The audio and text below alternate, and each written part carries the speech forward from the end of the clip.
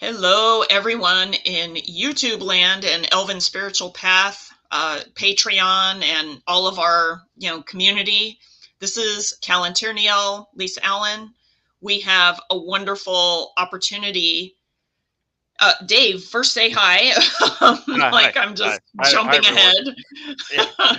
Yeah. And today we have an amazing opportunity to collaborate by having Luthien Merilin provide a presentation on what her her presentation is going to talk about her, if you will, worldview of what she would call Tolkien spirituality. And I'm really excited to hear this because her viewpoint is so special and so unique. And I think all of you are going to enjoy this. And whether you're here live or you're catching the replay, I think that it's totally worth your time. And I'm really excited. Luthien, did you want to say hi to everybody before we load the presentation? Is there anyone yet? Or not? Yeah, I have not yet seen anybody type in the chat that they're viewing. However, it does say somebody is watching, so I'm not sure who it is. They haven't said hi. Hi, someone.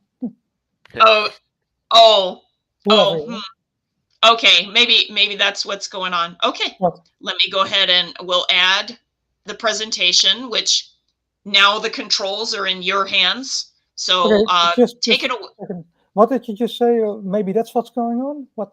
I just missed that. Oh, no worries. Okay, so I just uploaded back in the presentation for our audience to watch. So, and you now have control of your presentation. In other words, so everything you're doing in Keynote, I understand. The audience can see now. But I meant what you said before, that there was something going on with YouTube or something. That there might have been somebody watching or something. There's one, yeah, it says that one person is watching, but I have yet not seen anybody type in the chat who it is. Very well. So we want to wait until some people arrive? Or just no, I think that we should get going. The reason being is that I have a tire appointment for my car. So I don't want to waste any time. And people can come in, and if they want to, they can catch the replay for the part that they didn't Very good, very good. Hey, just one thing, because I'm not used to doing this. When I press play here, I can see my slides, and I can sort of tell my story. If I go too fast, and I know I tend to do that, please tell me, and I'll just slow down. Okay. That might be necessary, so. Okay. Just knowing myself. Okay, here goes. So, yeah, the subject is, of course, Tolkienian spirituality. I wrote this thing about half a year ago. Don't actually remember how or why. I think it started from a chat I had with Dave. And I sort of offered to maybe I could write a little something about it. And this grew into a much larger article. And then Lisa read it, and she liked it. So she asked me, could we do a video about that? So sometime later, scroll forward, here we are now. So yeah, this is a subject that I always find hard to explain to people. Because it is quite new to me as well. About not new to me in the sense maybe 14 years or something like that. Before that, I had no idea what I was talking about either. So let's just get going, and maybe I can also give a sense of how it is to discover something like this if you're totally not coming from this direction. So, what the heck is it actually? So, I hope you like the transitions here. Yeah, I love it. Great. Okay, so let's see if I can get this straight. Okay, started to summarize. Tolkien was a devout Catholic, so just one of the things we know. But he did not consider his work to be religious at all. There's plenty of evidence for that in his letters, etc. And you can also, if you read Lord of the Rings and some early on, there's never any religion very prominent featuring in the work, in the books. Actually, he also was very clear about that he disliked C.S. Lewis' Narnia tales because he felt they were Christian propaganda. and that would disqualify them as true fairy tales. So what I just said, there are no obvious religious or spiritual themes in Lord of the Rings or his other works. And I never suggested that they should be interpreted like this or as anything else for that matter. So, still, this is something that surprised me when I heard Stephen Heller's Tolkien lecture. You can find it, by the way, on gnosis.org and search a little bit there. It's an amazing lecture. I highly recommend people listen to that because it's an amazing introduction. One of the things he said is that Tolkien is a man who, in all likelihood, has brought more grace and transfiguring blessing into the world of the 20th century than the majority of preachers and evangelists, and certainly the political messiahs of the last 100 or 200 years. And I think that's absolutely true. That's not a literary qualification, that's definitely a spiritual one. So I wonder how he considers Tolkien's work to be salvific, and he means, with salvific means transcending the mundane. But how did he arrive at a judgment? I mean, why did he, Stephen Heller, consider this Tolkien having this quality to be salvific even? Why people in regular just think it's a nice literary work of art? So, zooming in on that a little bit, I think it's not because of any particular part of the story that does this, and not because of the characters either. It's not because there are elves in it, although you might differ of opinion of that, of course, and not because of the plot development either. But I think the thing that puts him apart, that makes him special, is because the way he conceived the story. This is one of the quotes from his letters that always confounds people and sort of makes people wonder and think. In my mind, they arose in my mind as given things, and as they came separately, so too the links grew, and absorbing through continually interrupted labor, especially even apart from the necessities of life, since the mind would bring to the other pole and spread itself in the linguistics. Yet always I had the sense of recording what was already there somewhere, not of inventing. I remember even, that's maybe a fun little story, because I remember even that my father sort of told us this, and we were just having dinner that evening, and he just mentioned this. Did you know, by the way, that Tolkien had the sense of discovering these stories instead of, making them up or something? And I didn't think much of it at the time. I was 11 or 12 maybe, but I still remembered him saying that. So, on to the next slide. The thing is that the mythology that he described was presenting itself so overwhelmingly that he had to act on it. And his visionary experience of this mythos, of course, the linguistic experience started already before that, but the visionary experience, so the real intense, how do you say it, the fire started in the trench of the First World War when he was drafted, and continued while he was recovering back in England from trench fever. And he was ill with, what was it again? Yeah, trench fever, but it was some sort of infestation from the lice that many soldiers got. So, and he was sick from that for months on end, and he was never sent back. That might have saved him, actually. So, and I think that this particular intensity of the visionary experience is also the source of the depth that people still perceive when they read Tolkien. I think I went a little bit too fast. Yeah, you're on slide 7 now, it said. Yeah, doesn't matter. Don't know how I should go back. That's one of my favorite pieces of art. Oh, thank you. I made that. That's so awesome. Yeah, no, well, I made this. It's actually a combination of one of Tolkien's early drawings, The Shores of Fairy. That's the thing in the top. And it's combined with the scene in the trenches of the Somme. That's beautiful. That is just beautiful. Oh my gosh! Oh, wow. Thank you.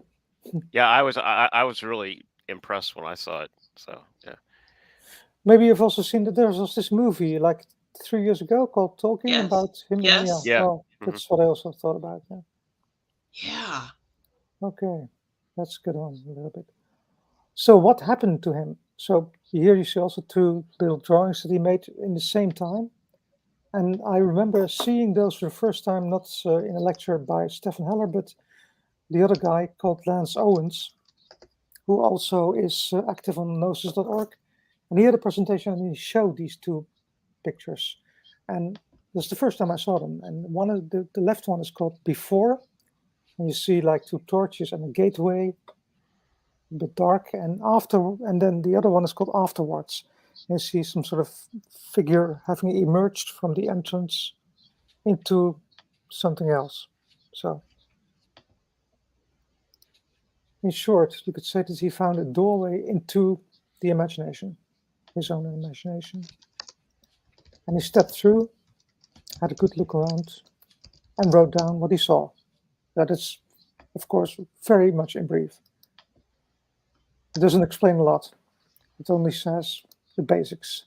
So, because even the word imagination is very confusing. It can mean a lot of things. Like, for instance, Harry already imagined himself the soul of the party in those cool sneakers. Okay, that's also imagination, but it's not the same sort of thing that we mean here, of course. So we're talking here about something else. It's called the mythopoetic imagination, and that's very much different. That's sort of the sort of common, I call it the common subconscious. That Jung used this word, the raw source of all the myths from which all the cultures have had creatures. Would you say that the mythopoetic imagination has any kind of resonance with, like, say, the archetypal energies, or meaning that there's personal imagination, which is a person like imagining something for themselves, and then there's also this kind of collective access that we have through archetypes. Is this the same field? I think so. Yeah. Okay. There's a nice little story from Jung, actually. It's in a book called Dreams, Memories, Reflections, I think, and he relates about this. And I think what he wrote down is that he was working in a psychiatric hospital at the time, and he noticed that he was treating psychotic patients, and he noticed that a lot of the visions that they have, because he wrote down what they told him, were exactly the same as a book that he just had read about. It's one of the first books about, how do you call it, anthropological studies from cultures all around the world, like from the Pacific. Is this by Dr. Jung? The book is by Jung, yeah. Okay. But the book that I mean that he read, that is, I'm not sure who it was. I'm not very good at names, so it was kind of a standard work about anthropology, and he found a lot of the same sort of stuff in the myths of very much unrelated people from a Pacific island, for instance, and they also appeared in the visions that his patients had, like the schizophrenic people, having visions, having delusions. So the same sort of archetypes appeared in both, in everywhere at the same time. And that was one of the things that made him think, of course. So the mythopoetic imagination. Most people never have heard about it, even. So what is it? But every culture and a lot of individual philosophers have found a word for it. For instance, fairy is, of course, the European medieval term, but Australian Aboriginals have called it dreamtime, and Carl Jung calls it the collective unconscious, and Henri Poincaré calls subliminal self. And if you've read those books by Carlos Castaneda, what's his name? Yeah. He also talks about the Nagual, which is an American First Nations people term. So that's the same thing. And the same thing is also Kensho in Buddhism. And what Robert Persick, one of my favorite authors, calls dynamic quality, or what Henri Corbin calls the imaginal realm. That's a term that people in the Gnostic world use a lot, like Stephen Heller. But it's all the same thing. Hmm. And there's probably more, a lot more. Every culture probably has their own term for it. So, finding the doorway. So, how do you find entrance to this place, like Tolkien did? Because our culture has rendered us nearly blind to the mythopoetic imagination. It's really hard to find something that's, is generally accepted as not being there, doesn't exist. So some people just find it by luck, like Tolkien did, about perseverance. And there's a little story about Percy again. I won't say too much about him, but the thing is that what I really found very, very impressive is that he found the same thing, but via the complete opposite routes. So Tolkien used his imaginative, creative linguistic imagination to enter his own mythopoetic doorway, in a sense. But Robert Persick was a very scientific person. He studied, I think, biochemistry, something like that. And he dropped out. He started very early. When he was 16, he was already admitted at university. He dropped out when he was 19, I think, because he couldn't figure out what the point was of doing this. And eventually he sort of came to a problem that he sort of wanted to figure out so badly that he just drove himself forward, and it cost him eventually. He just drove himself crazy. That's what it looked like. But if you read what he was actually doing, it is something else. He by the way, he did recover. But Yeah. the thing is that's so interesting is that you can approach it from different angles, and you still come back at the same point. And that's quite interesting, because usually people think that, this is something that people, religious or alternative people do, and they're a bit airheaded and a bit fuzzy brained, who knows. Like maybe already, like when they're born or what have you, Yeah, and they never just the type lost of that person that they are. doorway. Yeah, or just most people Yeah. think that people who do, are into New Age or whatever, spiritual things, especially of the alternative type. And, those people sort of, you can imagine that they sort of think or talk about this stuff, but surely not something with a very scientific background. That's wrong. Also, those people do find it, but you don't hear it that much, admittedly. So it's not. I wanted to say something about that. Do you find that the more, say, like either left-brained, rational, logical, whether it's science or whether it's religion indoctrinated, it doesn't matter. Would you say that their awakening to this is more shocking than like a person that's already kind of open? Yeah, apparently it is. And I think it is because Persick used a very rational method. He was sort of analyzing his way through until he just excluded everything that it couldn't be. So the only thing that was left was what it could be, and he was sort of hanging on to that because his method was very rational. And I compare this to that he was sitting on a branch of a tree and sawed it off, because that's the only thing that he could do. And then he fell down, of course, because he had nothing to hang on to. So wow. But Tolkien was different. Yeah, and I wanted to say we have a couple of people in chat, and one of them is Richard from Ireland, where I was staying before I came to your house. Yeah. And so I wanted to say hi to Richard, and he's in a beautiful area of County Clare, along the southern coast of the Galway Bay on the Pacific side, the Western Ireland. And Cara Lee is back as well. So howdy, everybody. That's awesome. So yeah, I'm so excited. Keep going. Okay, let's see where I was. Okay. Oh yeah. I was talking about Robert Persick, and that he even found a way to the imaginal realm via rational routes, even though it cost him a lot and took him some time to get over that.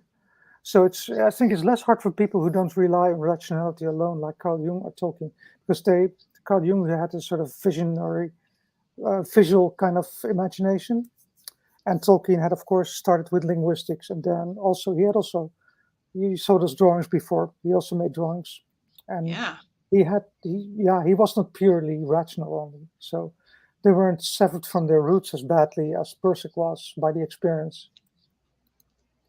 Right. But still, the intensity in which Tolkien experienced this manifestation, this vision is really rare. I think that Stephen Heller says a couple of things about it. Or maybe it was Lance Owens, and he said he had tried to find evidence of other people who had similar experiences, and I think he found only one or two in history. Maybe the author of Beowulf, something like that.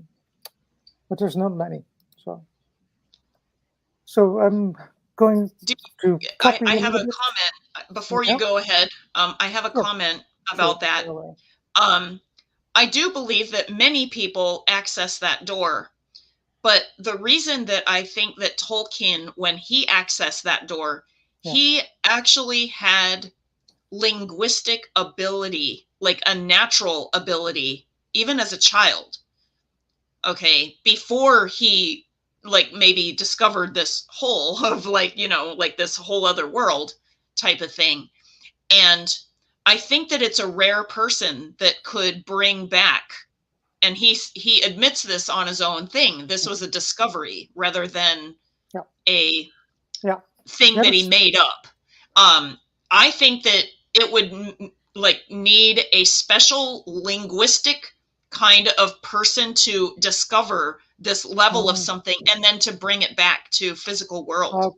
And it was never meant for anybody, right? I agree partially, because this is one way to access it through linguistics, but you can also, it doesn't really matter. It's not about linguistics, it's about imagination.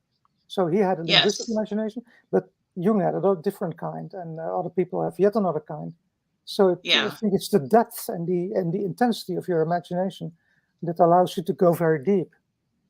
And linguistics is a great entry, of course. There's many, but there are different ones. So just to give a little bit of a quote here, this is what I find really, really touching as well. Part in Zen and the Art of Motorcycle Maintenance. It's the point that he sort of enters the zero state. That he stares at the wall in a cross-legged position above the quilted blanket on the floor of a bedless bedroom. All bridges have been burned. There's no way back. Now there's no way forward either. His wife asks if he is sick, and he doesn't answer. Slowly, imperceptibly at first, the entire consciousness of Phaedrus is, by the way, the name for himself that he uses, begins to come apart, to dissolve and fade away. He knows what will happen next, and tears flow for his family and for himself and for this world. The fragment comes from an old Christian hymn. You've got to cross that lonesome valley, it says. It seems to suggest something beyond. He crosses the lonesome valley out of the mythos and emerges as if from a dream, seeing that his whole consciousness, the mythos, has been a dream, and no one's dream but his own, a dream he must now sustain of his own efforts. And then even he appears, and only the dream of himself remains, with himself in it. And the quality, that's the thing that he pursued all the time, the arete that he fought so hard for, has sacrificed for, but never betrayed, but in all the time has never once understood, now makes itself clear to him, and his soul is at rest. So that we could call a description of heart enlightenment. This is, by the way, arete means, he sort of, Dave prompted me that I might need to explain it. It means actually quality, but it's usually translated as virtue. And virtue in modern English is more like a moral word. Arete, on the other hand, is used indifferently in all categories, and it means just excellence. So you can just read it later. It's a bit of a definition. Oh, I just wanted to comment here that part about where Persig realized that like the dream was his dream. That's very similar to Black Elk, the shaman of the Lakota people. He said basically that I'm paraphrasing it because the quote is longer, but he said that there's the real world beyond this one, and everything we see here is something like a shadow from that one. So that indicates that this world that we live in and that we perceive is like a subset of the much wider imaginal one. So exactly. Yeah, but there's also Jung says and a lot of other people. Yeah. So just to give the same sort of example, but then for Carl Jung, he describes it like this. He sits at his desk and decides to just let himself drop. He just made a conscious decision. After dinner, he just went to study, locked the door, sat at his desk, and decided to let himself drop. And he had the sensation that the ground has literally given out under his feet, and he plunges into the dark depths. And this technique is called active imagination. So he visualizes descending to great depth, like a staircase or an elevator or whatever what you have. And he discovers sort of a cosmic abyss. Next, he sees something like a moon crater. Then he has the feeling that he is on the land of the dead. Near the steep slope of a rock, he catches the sight of two people, an old man and another, a beautiful young girl. He summons up his courage and approaches them. He listens carefully to what they say. The old man turns out to be the biblical figure Elijah and the girl Salome. What a strange couple, he muses. But Elijah tells Jung that he and Salome belong together for all eternity. Along with the two is a third, a large black snake. Jung sticks close to Elijah and keeps a distance from Salome. So over time, Jung holds conversation with Elijah, who eventually morphs into another figure called Philemon. And Philemon teaches Jung about the nature of human consciousness. Jung begins to see how autonomous inner figures can act. It's the inner figure that seems to hold this knowledge, not Jung. So if you read the Red Book that came out like 15 years ago, that was locked in a Swiss vault for 50 years after his death, is now published, of course, and it's also illustrated. He was actually quite an accomplished artist as well. And these stories are just, if you're into Tolkien, this is also really, really intense. Yeah. Oh gosh, how do I go back? Sorry, I have to twiddle something. No worries. One click too much. We have time. We're still integrating all of that. I'm going way too fast. So yeah. Oh, okay. It's okay. So a similar story. The third one for Tolkien then. So he started around inventing languages, with his friends. I think one of his cousins as well, and writing poetry that he shared with a group of friends later called the TCBS, the Tea Club and Barovian Society. Like a Calantirniel Among the Trees and a poem about one Arundel, that of course later became Arundel. A name that he had found in an old text. It's one of the germs, sort of linguistic germs that started everything. And his friends asked him, "What's it about?" And he said, "I don't know, but I'll try to find out." Yeah, you see it again. Find out, not make up. And this is something that I should want to paste in, because this is from the letters that are in Tolkien and the Great War, this book, about his time in the trenches. While fighting in the trenches, his imagination intensifies. He corresponds with his friends Rob Gilson and Jeffrey Smith, stationed elsewhere along the Somme. Jeffrey Smith wrote to him as he prepared to settle in no man's land, face to face with death. Urged Tolkien, "My dear John Ronald, publish by all means. I'm a wild and wholehearted admirer, and my chief consolation is that if I'm scuppered tonight, I'm off duty in a few minutes, there'll still be left a member of the great TCBS to voice what I dreamed and what we all agreed upon. For the death of one of its members cannot, I am determined, to dissolve the TCBS. Death is so close to me now that I feel, and I'm sure you feel, and all the three others heroes feel, how imprisoned it is. Death can make us loathsome and helpless individuals, but it cannot put an end to the immortal four. Yes, publish. Write to Sidgwick and Jackson and all who will. You, I'm sure, are chosen. Like Saul among the children of Israel, make haste before you come out of this orgy of death and cruelty. May God bless you, my dear John Ronald, and may you say the things I've tried to say." Look, it's always hard to read this. It's so touching. Long after I'm not here to say them, if such be my lot, and it was actually his lot. He didn't die this after this letter, but wasn't too long afterwards. So yeah. Wasn't he the one that was? Wasn't he the one that was killed by an exploding shell? I don't know. To be honest. Okay. It is the one actually that Tolkien published a bundle of called Spring Harvest. Yeah. After, yeah. And that was mentioned in the movie. That, by the way, I linked an IMDb link in the live chat, but I'll link it in the comments if anybody needs it, like in the replay.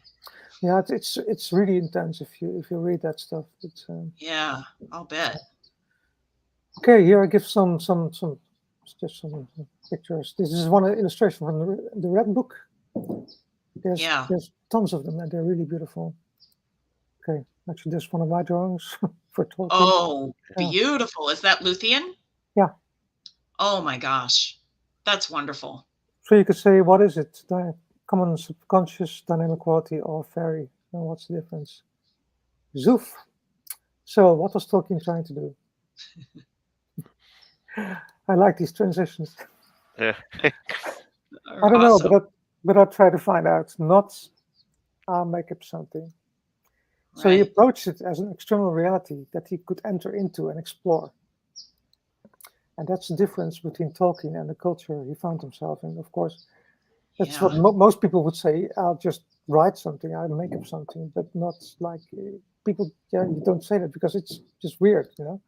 People don't accept that. Our materialistic culture is based on a rich distinction between fact, which are true, and fiction, imagination is false. Not the other way around. Stop imagining things. One of the things that Stephen Heller also makes himself angry about. It's the worst thing you can say to a person. Yeah. We still tell it our children. We're told to ignore our imagination because it's useless, it's fake, it's not real. We tell our children to stop imagining things if they want to grow up. So that's what we do collectively for the past, who knows how long. I wrote 150 years, but it might also be 200. I don't know. We closed our eyes and plugged our ears to ignore our imagination. So why? It's also really an interesting point. It's mostly, I noticed that people tend to say it's because rationality just wants you to. But I don't think that's really true, because if you look at someone like Einstein, like Albert Einstein, he was very imaginative, and he was even very playful about it. And there's quotes. I don't know them by heart, but if you look into him, you can see that he was not a hard sort of rational materialist. That people like what's his name? Richard Dawkins. Yeah, exactly. Yeah. He was not a Richard Dawkins, indeed. So for some reason, people have declared rationality the absolute ruler, like it goes over everything else, and also in areas where it is completely misplaced. And that's the weird thing about this. Why do we make it the king everywhere? So that was a very apt effect for the Iron Crown. So we misuse technology. We don't have to elaborate about that. We do misuse technology, but it's not a problem. It's just a way to do things. The problem is we have become unbalanced, and we lost connection with an essential part of ourselves, our imagination. And the weird thing is, it does not affect only rational thinking people, it affects everyone. If you've actually, the thing is, maybe this is fun to say, I did a course a couple of years ago, one of these courses by the Catholic Church. I'm Catholic by my family was Catholic, so I was raised a Catholic, and I feel a certain fondness for the church still, even though it's there's lots of things that I don't agree with. Let me say just that. And just to get back into the loop, and I was curious, I followed one of their alpha courses. It's like 5 years ago or something. And there it struck me very hard that they really take everything completely, how do you call it? They take everything like facts, like hard facts. And literally, you can fight over facts, of course, and that's what religions do. They fight over, the words. It's true. You cannot argue it, because otherwise I'll chop your head off. Yeah, that's pity. I mean, because you wouldn't do that if it was something imagined. But it cannot be imaginable, because if it was, then it would be real. So that's what we're stuck with. Yeah. Well, that happens, I think, in a lot of areas of spirituality. Like in the New Age realm, they borrowed concepts from physics to apparently give them more street cred. Yeah, so. Just look at the last bullet point here. Yeah, that's what I also find a bit weird. It's a bit.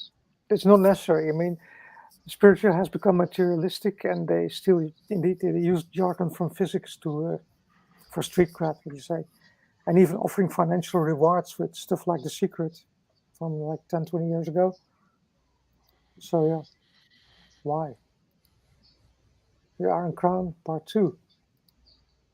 Magic is also one of the victims, degraded to gain power over others, or else to serve as the amusement industry's in-world department of special effects. Look at Harry Potter, for instance. Yeah. So this is what Tolkien calls the Flatlands. It's the rule by the Iron Crown, locked up in an iron prison. So a world devoid of any imagination, it's only ruled by facts. Tolkien's life work is the result of his striving to escape the iron prison. But even he was not immune. That's something that came up in discussion some weeks back. That's interesting, because there is a part somewhere in the, Dave will probably know what I mean, in the Book of Lost Tales maybe, or in Morgoth's Ring, I think. It's Morgoth's Ring, where he tried to he thought that he had to redo the mythos because it didn't agree with scientific facts. Yes. I always found it a really weird chapter. It's called Myths Revisited, I think, and he's sort of looking back on the older Silmarillion parts, and where the Earth was created flat, Arda, and later made round after the Second Era. And he says, well, in the light of current, astronomical knowledge, you just can't do that anymore. He was sort of freaking out over it himself. And but I never understood that, because I mean, it's a myth. Why would you want to make a myth compatible with science? It's completely different. It just has to be beautiful and captivating. It doesn't need to be scientific. It would be like say a modern person of one of the Indian tribes who said that Eagle made the mountains by flapping his giant wings, and that's what made the mountains. No, that's crap. That doesn't agree with the geology. I have to redo it. That's weird. I was so intrigued by this that I asked my friend Ruth Lacombe, and she's an illustrator, and she wrote a lot of books about Tolkien with her husband Alex Lewis, and she knows actually, from all the people I know, she knows the most about the Inklings. And I remember that she had mentioned someone called Collingwood, like a peripheral Inkling, once, and in an email like 10 years ago, something like that. And I asked her again, so was there maybe any influence that Tolkien felt that he had to yield to, or that he felt himself sort of, Dave, how did you call it again? He felt himself coerced to to give in a little bit. It's interesting. It's all speculation, of course. We don't know that, but it's in any case, it is very strong. If you are sort of especially if you are in a public, he had a public function as a professor, of course, and he couldn't just we can speak in a sort of closed community, and we are not being ridiculed. Well, not only in academia, but also as a very devout practicing Catholic too. He had both. He had both systems kind of weighing heavy on him in the day. So exactly. Yeah. I can share those two mails that Ruth sent me, and there's lots of interesting facts in it. Wow. So if you like, I can forward them. I had to okay with that. So okay, let's see what we got next. So how did he handle this? It's indeed hard to gain independence from basic cultural thought patterns and keep your wits together. And this is something I also noticed myself, because when this first happened to me, and I found out about all this, and I first had my first experience of the imaginal through meditation. It was not really frightening, but it was amazing. It was so intense. I just can't describe this in words. So it's sort of tightrope balancing. You have to, if you also don't want to fall off this side, and you still want to keep on balancing on the ridge, so you can sort of, enter into the imaginal without having your rational self pulling you back. and without having your imagined self pulling you too hard from the other side, it can be difficult. Yeah. So, because the thing that you need most, actually, that's why I was really glad to found Ilsalunte Valion, is that I could actually discuss this with other people. Because otherwise, I wouldn't really have known where to go to. Because I don't know who would understand this, except people who already have experienced something like it. So that is quite something.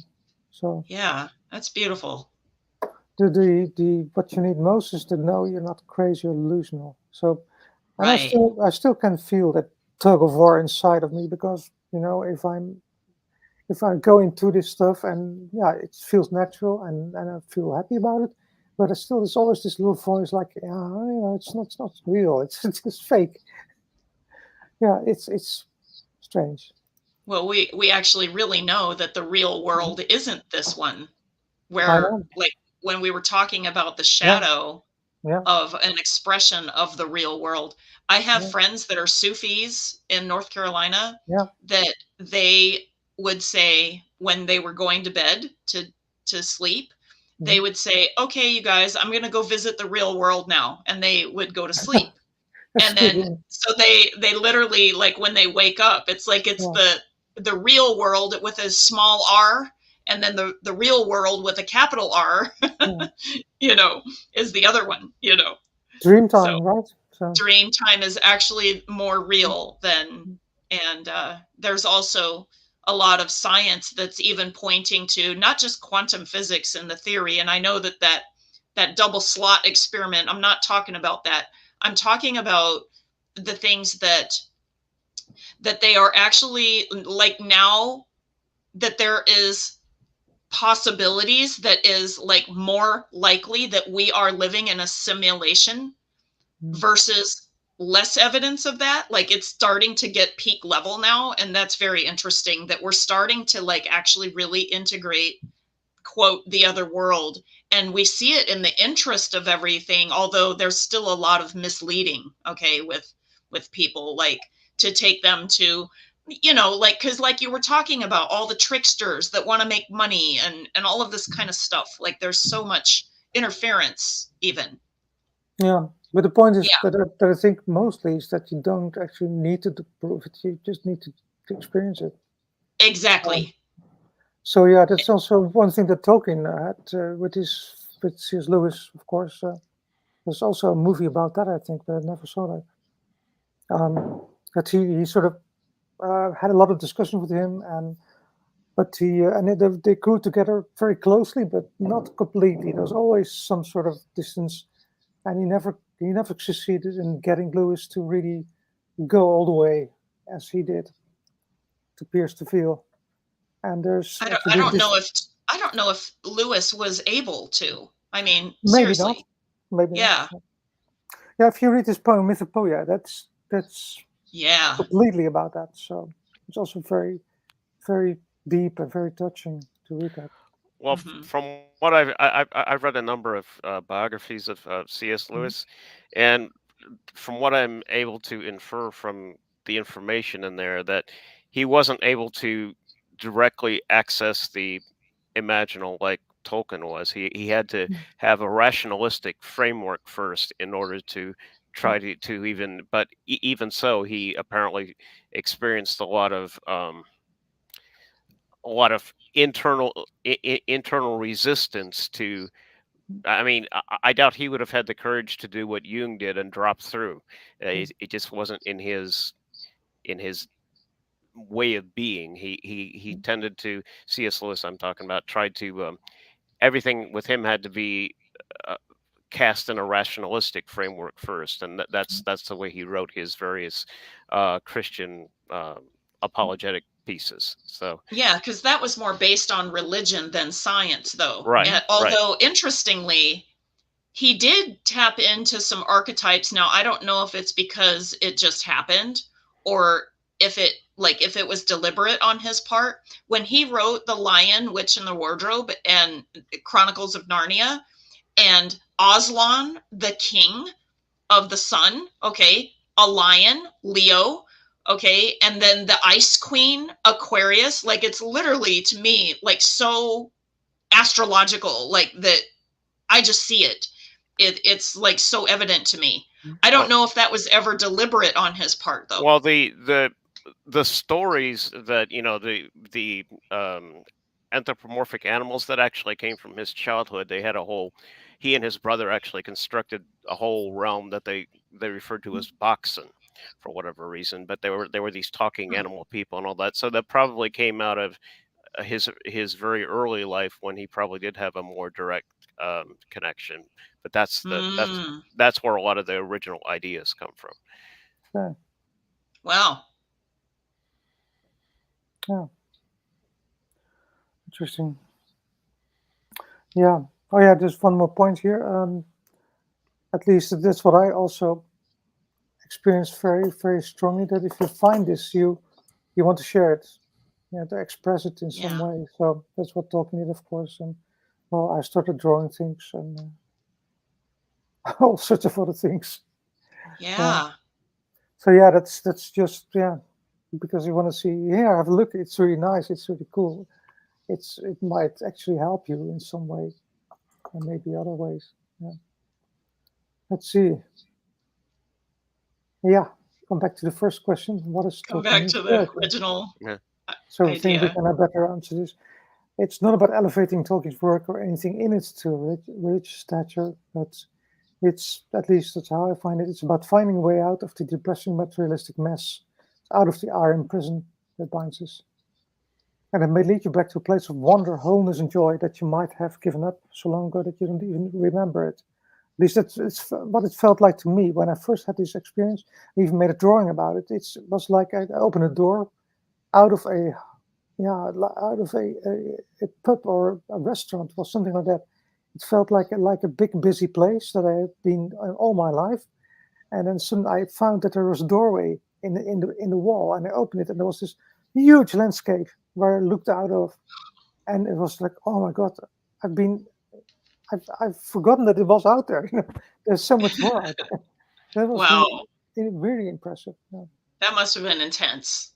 Yeah. Yeah. It was the summer of 2008, actually. Wow. So, yeah, this is what Jung actually calls individuation, I think. So you find part of yourself back. Luthien, were you a part of Ilsalunte Valion in 2008? Yeah, she was one of the first members. Okay. As I remember it, Annika was in one of the Elven linguistics groups, and Luthien was also there. Yeah. I see. Yeah. Oh, so that's how you guys found each other. Yeah. Okay. Exactly. Wow. Yeah. So a little bit about Gnosticism. To return to Stephen Heller's judgment that Tolkien's work is salvific, this gives many people a taste of a reality beyond the mundane, beyond the disenchanted world. So, and there's one thing that struck me, especially the last couple of years, there's different interpretations of Gnosticism. So, for instance, it's always been in conflict with mainstream dogmatic religion, of course, historically, and it tends to appeal, also these days, it tends to appeal to people interested in dark stuff, like weird conspiracy theories, especially after those Dan Brown books, I think. So that's not what that was happening at that time. Sure. Yeah, it's not that sort of Gnosticism that we are after in Ilsalunte Valion in any case. So it's I feel more akin to what in the Ecclesia Gnostica, what Stephen Heller sort of is about, to drive a well into the mythopoetic imagination. So then why choose Tolkien? Well, that's very simple, of course, because we just like the books, we love the books and the values that follow from it, and we want to use his work to create our own wellspring in the imaginal realm. That's maybe one thing I should add to that. Maybe, Dave, you will remember this guy we had called Skookum Jack. Oh, yeah. Mm-hmm. Yeah, he was interesting in the beginning, but he later sort of, then he sort of disappeared. And I think that one of the things that he said is, I just don't want to be limited to just Tolkien, Mm-hmm. And that's a bit what I'm thinking about here, because it is, of course, if you would only look at that, then but it's not what you need to do, because it is just a something that opens the road for you, that can open the doorway, and then you can, once you find it, you can go wherever you want, basically. Right. I mean, Yeah. it's we use Tolkien because that's our primary interest. But Yeah. if somebody's primary interest was basketball, they could get in the zone by shooting baskets and eventually get visions and stuff like that. It really depends upon your primary Don't know if interest. I don't know Yeah. if that's possible, but yeah, yeah. Yeah. So yeah, what we do, you can trigger the metaphoric imagination in several ways. Like you mentioned, linguistics is a way. I noticed that myself when I was studying Sundering, which I did. That also intensified things a lot. That's actually when I found Ilsalunte Valion was in the same period. So, but you can use ritual or meditation or any other means, even entheogens, if you can do that in a safe way. So it's and not that's the only way. interesting that you say that. So lots of people ask why the Tia Eldalieva rituals are almost always having also meditation, and that's the reason. It makes deeper, it makes a deeper connection. Yeah, it's just. And also you can if like what we do originally, I was like one of the founding members of TE, and then we had a split earlier on in the late 2007, early 2008, and I formed Ilsalunte Valion. But in both of those, we have meditative rituals, and then the people are encouraged to report their meditative experiences, because sometimes you can get new elements of the what I would call the imaginal data pool to bring them back. And then if other people share those, that's kind of a confirmed meditative experience that people shared without being aware of it before that they shared it. And oftentimes that happens. It's kind of interesting. Yeah, but there's, of course, there's countless ways to dimensional. There's a couple of writers that I read. I'm from the Netherlands, so there was one author that I read that I loved reading, called Tonke Dracht, and a couple of her books are so imaginative that there's especially one I told Dave about it. It's called Towers of February. Maybe you remember that. Yeah. Towers of February. Yeah, February. Yeah. Okay, I'm going to write that down in the comments so that I can research it. I don't remember if it was translated in English, but it should be, because it's amazing. And when I read that, I also it was so grabbing. How do you call it? You feel enchanting. That's what it is, actually. Right. Wow. So, but even music can do that, of course, and even traditional religion, I think, can do. Why not? I mean. Yeah. Wonderful. So we chose Tolkien's Legendarium because it's extremely evocative, and therefore very useful as a gateway to fairy, but also because it leads to, that's for me also one thing, because it leads to a very specific place that I feel myself at home. Exactly. Unless you maybe would sort of focus on going to Mordor, if you were into that. I don't know if it's possible. Yeah. I don't care about that. So. Yeah. Wow. No, that's exactly how I felt too. Yeah. So many people are drawn to specific elvish aesthetic values. And I think that even people that are not spiritual, seeing this book, like just normal people just reading it, are taken into the world, and they are, like they can't marry that imaginary to the real world, and they go, oh wow, I really wish this was real. Like they say that all the time because it feels real. And of course we know the reason that it feels like that, but they might not. And part of what our message is out to the general world that even loves Tolkien, like just as literary, like an experience, is that it's actually more than that. Like, check it out. Yeah, and to go back to this point, the last point, many are drawn to the specific elvish aesthetic values present in Tolkien stories, but it's not a prerequisite. You can also, for other reasons, it's just as valid, of course. Yeah. So there are many reasons why the legendarium works well as a spiritual framework.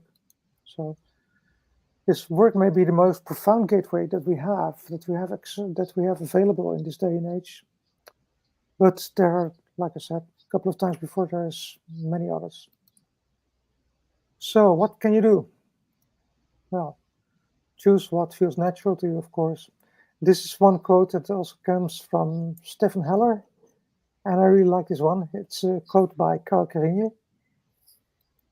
And said, only the greatest creations of mythology could hope to make clear to modern man that here he is face to face with a phenomenon which is in profundity, permanence, and universality comparable only with nature itself. That's a great quote. That's beautiful. Go listen to Stephen Heller if you. There's more of that sort of stuff in him. He's great. Yeah, he's. I think Luthien and I really bonded over that. That we had both listened to his lectures. So no, they're fascinating, and I'm like more aligned pagan than I am with Gnosticism per se, but I think his lectures are amazing. And they're also really funny because he's just a very funny guy. Yeah. Yes, he is. Yeah. Just a couple of things. A little bit of warning because, I always feel responsible to mention this because I have known one lady who was actually on the verge of schizophrenia, and I know that she sort of was triggered to become, how do you call it, psychotic by someone who sort of told her strange stories just because it was a pretty weird person and didn't know what they were doing. So it is possible for people who are sort of not very stable to be tipped over in the wrong direction. And that's what Tolkien described as pitfalls for the unwary. Various perilous land and in it are pitfalls for the unwary and dungeons for the overbold. And he starts his essay on fairy stories with this above warning. So one could end up wandering into one such pitfall and find himself unable to return. I think that's what being schizophrenic is about. Lost in the mythopoetic imagination, as Jung also noticed, by the way. So we have some idea of what those dangers are. One of the problems is that people are no longer aware of fairy, so they have no idea what they're dealing with if they stumble upon it. For instance, when experimenting with drugs. Hallucinogenic drugs, drugs that have been used throughout history as entheogens, of course, a substance make it easier for people to access the imaginal realm. But it's, you have to be a little bit careful with them. So have someone with you, a sitter. And just read on arrowwit.org.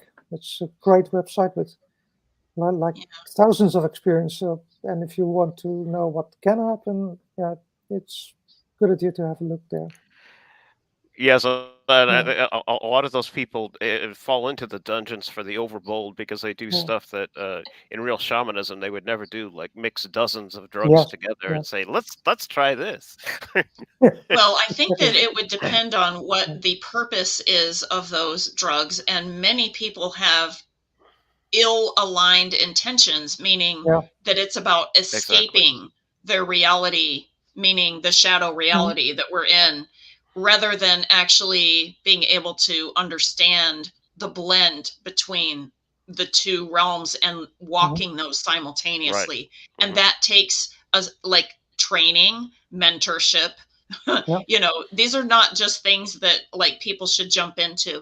And honestly, I do think that you may be correct, Luthien, that some cases of schizophrenia might be caused by this schism, if they like experiment with this, like everything was fine, and then suddenly, they're in this place that they don't understand. But people that I know that have a diagnosis of schizophrenia were born that way. Like they literally still couldn't do the schism. That's not what I meant. I meant that people who are sort of already a bit on the verge. No, they shouldn't do this. There's a term for it. There's a term for that, schizophreniform, which means schizophrenic-like. So, and we've actually had a few people in IV with our meditative rituals that, for whatever reason, react badly to it, and they kind of freak out afterwards. So there was the last Icelandic lady, the lady from the north of Norway. What was it? Finland. Oh, I remember her. Yeah. Yeah, but that's also a matter of This one thing that Persic also describes in another book actually, that you need contacts, you need people around you. You know, we're social creatures. Yes. No matter how individualistic you are, if you Right. really sever all those ties, you're just insane. You can't live like that. You can't stay I know. on a lonely island. You know, like a shipwreck survivor. How do you call them? So Castaway. Yeah. Castaway, yeah, Johnny Castaway, the screensaver. Yeah. Wow. Yeah, that's not fun. I mean, I shouldn't recommend it. That's what Robert Persic also experienced. If you just cut yourself loose from everything that you've known and everything that you're used to, the thought patterns, even the thoughts that don't work anymore because they're not valid. Yeah, that's not cool. I mean, be careful with that. Yes, and the dangers for the overbold. So people with a propensity for psychosis are particularly at risk for getting lost in the imaginary realm. Or there's another quote I think I heard from Stephen Heller said, the mystic swims in the sea in which the crazy man drowns, something like that. Yeah. That was a good one. So don't mess with any of this if you have a history of such mental health problems. That's about it. And if you go, probably good to cultivate a Zen-like approach. So expect nothing and just prepare for anything. And accept it on its own terms. Don't go judging things, and do not force to rationally understand it, because sometimes you just can't. I know I tried, I can't understand it, so let it go. Just experience it and enjoy the ride, you know. So most important the thing is be respectful, approach fairy with courtesy, because it is something. And Yeah. Do It's you called remember the perilous realm for a reason. Dave, do you remember the Romanian girl? What's her name again? Oh, I don't remember her name, but yeah, I remember her. Cynthiana. Yeah, that's it. Yeah. She sort of got a weird experience. She did a meditation, and then she sort of trespassed. You know, she was a bit willful and doing something that wasn't entirely okay. And she got really freaked out because something happened, and she was sort of whipped. I mean, Oh. it had a reaction, let's say, and she was a bit shocked afterwards, and I think it taught her a lesson. So, yeah. Wow. Just like in real life, just behave yourself. Don't park in other people's houses either. So. Right. Etiquette. Yeah. I found the quote that we mentioned a little bit earlier. Schizophrenics and mystics find themselves in the same ocean, but the mystics swim where the schizophrenics drown. And it actually originally comes from a Scottish psychiatrist named R.D. Laing. Okay. R.D. Laing, yeah. I've heard about it. Yeah. Wow. Yeah. Well, don't go thrill seeking. That's something that I also found really interesting in meditation. Sometimes I've been on the verge of making a choice, like I could go there, but maybe I shouldn't because it doesn't really feel okay. So then I didn't. But right, you got to follow your gut. Yeah, sure. but the thing is that it didn't feel any more ominous to me than, don't cross a red light on a busy street. So you just don't do that. It's common sense. So yeah, that's about it. What I had for you today. I loved it. I love this presentation. Thank you so much. You're this welcome. is so deep and so thoughtful and just. The only question is that one of your paintings too? Yeah. Beautiful. The only question I had, Luthien, was could you, like this latest version you're using now, could you compile it into a PDF and then we could host it at the end of the video or something like that? Yeah, of course. As a link. Okay. Oh, I'd love that as a slide presentation so that somebody could download the actual slides. Make sure that you have your copyrights and everything on it, Luthien, before you do that. Oh yeah, then I should. Yeah, then I'll do it later tonight or something. Yeah. Okay. Yeah, maybe that's a good idea. Wonderful. I would never think about it. Yeah. Okay. Thank you so much. Does Oh my anybody have any God. questions in the stream? So I'm looking. Kara says, yeah, it's awesome. And I don't see any other questions right now, but like maybe what's happening is that a lot of people, because maybe it's busy holiday season and stuff over this direction. And so there's lots of people doing a lot of different things right now. So I can forgive them for not catching the live stream and possibly being in the replay. So make sure that you either leave comments under this video on YouTube or contact us via Messenger, Facebook, email. We have the link tree underneath that has all of our links of how to get a hold of us. You can also reach Luthien directly if you go to westofwest.org. She is the administrator of the forum and other things, so you will encounter her there. Luthien, did you want to talk about any other ways that people might want to reach you? Like is there other ways? I think that's fine. Okay, excellent. Excellent. I did a couple of comments in the live chat so that I didn't forget about other potential viewpoints of Tolkien in a spiritual lens, and a couple of things that I had found like really enlightening and helpful. And one is Dharma Nation, which is it's a traditional Hindu, like, I mean, we're talking, you know, like the actual, like not just New Age Hinduism, like actual Hinduism, traditional Hinduism. Mm-hmm. He did an amazing video on Tolkien and Lord of the Rings from a spiritual lens. It's amazing. And also there's an article online from Jay Widener and or Sharon Rose that is on Tolkien and also his work. And it's from a different spiritual lens. So that's kind of some other viewpoints that you may want to look at besides our viewpoint, besides Luthien's viewpoint, which is amazing. We already did a Elven spirituality viewpoint that we have like kind of featured on our channel, but I wanted to give a couple of other ideas that like I had found that expand this.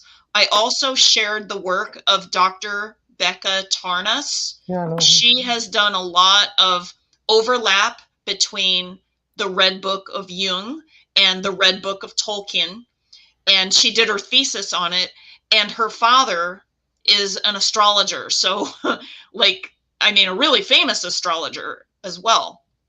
So I just thought that you guys might want some other resources to look at, you know, along with what Luthien presented. And now I want to go relook at the motorcycle maintenance, because I know about that work and I glanced through it, but it didn't feel like my entry. It didn't feel right to me, but now I want to like take a look at that again and see what any other enlightenment. Yeah. So thank you for all of this. And I'm looking in the comments. There's no questions right now, but feel free, if you're on the replay, to leave questions. We will get to you.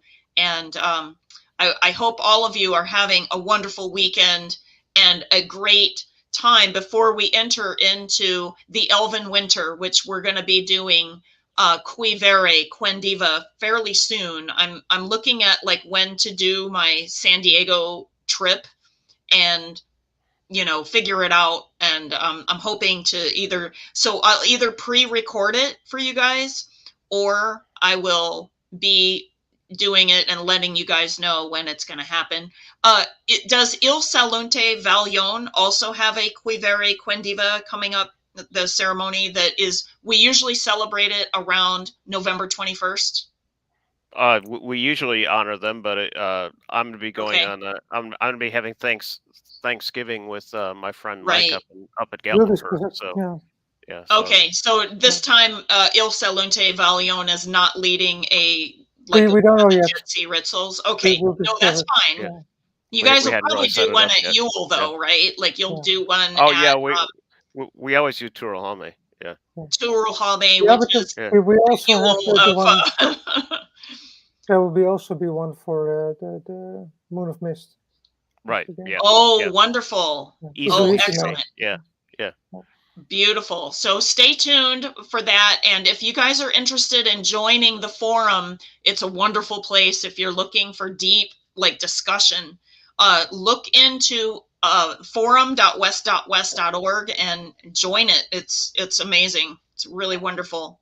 You'll be more than welcome. Yeah. So I'm gonna probably shut down the room. Did we need to talk in the back end, like to let all the audience go? And did we need to follow up on anything? I have about another 10 minutes to discuss, I don't know, anything like about our concerns on the administrative side of Tia Eldaleva. If you want to. Okay, so I'll let the audience go. Thank you so much for being here. We loved it. Okay, that was so. Oh, I'm so excited. We finally got to do this. We've been talking about this since what, June? Yeah, something like that. Yeah. So I'm glad that it finally came to fruition for all of you. Have a wonderful weekend, and for those who celebrate, have an amazing Thanksgiving holiday season, and we'll hopefully see you for the Quivere, Quendiva, and or the Moon of Mists, okay, coming up. Okay. Thank you so much. Oh, Kara says thank you. Have a great weekend. Okay. Bye-bye. Bye. And we don't have to like leave the area. I'm just going to end the stream. I know.